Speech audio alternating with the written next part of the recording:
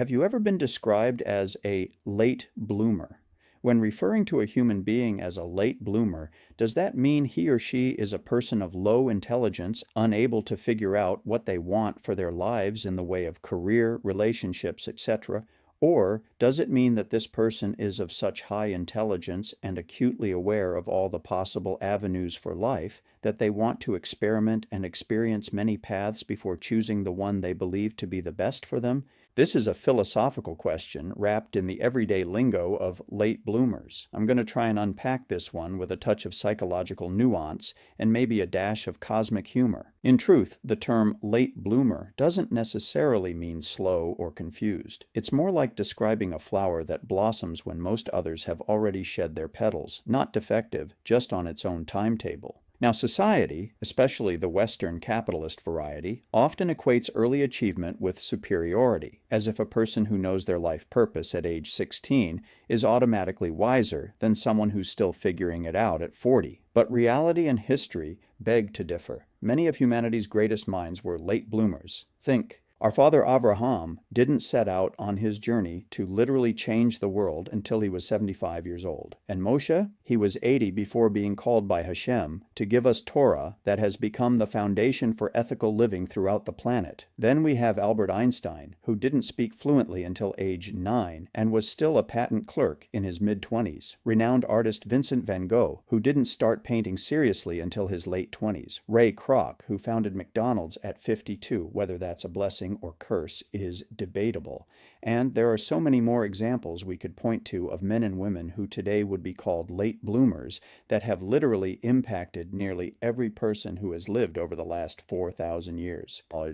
The pattern? These people weren't slow learners. They were deep processors. They didn't rush to conform to a system that rewards early certainty. They took the scenic route through the garden of possibilities. So, to the second interpretation, yes, in many cases, a late bloomer is precisely the kind of person who feels too much, sees too much, and knows too many paths to commit early. They need to wander before they can choose. That isn't indecision, it's discernment in action. The irony is, once they do bloom, they often surpass the early bloomers, who may have peaked before discovering what they truly loved or their true fulfilling purpose. Now, I'd like to look at this from a Kabbalistic lens where the idea of a late bloomer doesn't just make sense, it's practically sacred. In Kabbalah, the soul isn't viewed as a single linear process. It's a multi-layered, evolving consciousness that unfolds across time, sometimes across lifetimes, if we go with the mystical current. So the late bloomer isn't late at all. They're simply awakening according to the tikkun, the rectification that their soul came here to accomplish in this round of existence.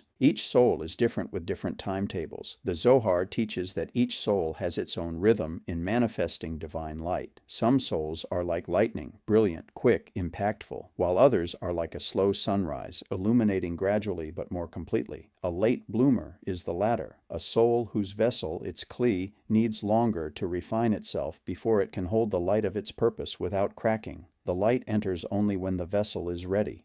Zohar 1 verse 15a. The mystics say that the divine presence often conceals itself to force us to grow. When someone's potential or clarity seems delayed, it's not punishment or confusion, it's concealment for the sake of depth.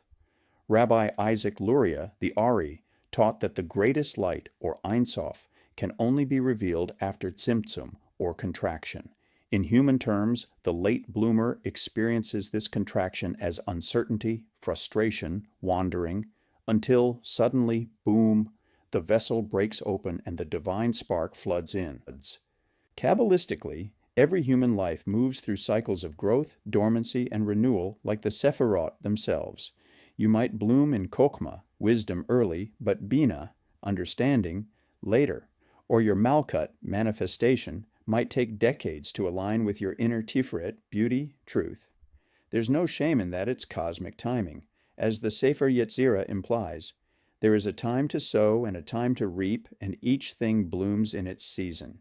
For those who take the Kabbalistic doctrine of Gilgulim, reincarnations, seriously, some souls reincarnate not to learn new lessons, but to finish unfinished ones. So a person who seems late to find purpose may actually be doing advanced repair work that required specific life conditions to arise first. In other words, they had to wander before the next piece of the soul's puzzle could drop into place. Finally, Kabbalah sees blooming, or that moment of realization, alignment, or creative awakening, as a miniature revelation of the divine. It's the soul reuniting with Source through awareness. So when someone finally figures it out later in life, that awakening is not lesser because it came late. On the contrary, it's often holier because it came through struggle, humility, and self-becoming. So in short, from a Kabbalistic viewpoint, the late bloomer isn't behind schedule, they're running on divine time. Their flowering isn't delayed, it's ripened by the hidden light. This is Shmuel ben Shlomi of Shmu's Views. Please like, subscribe, and share with others. Look for all my works on Rumble, Locals, YouTube, Blogger, and Substack.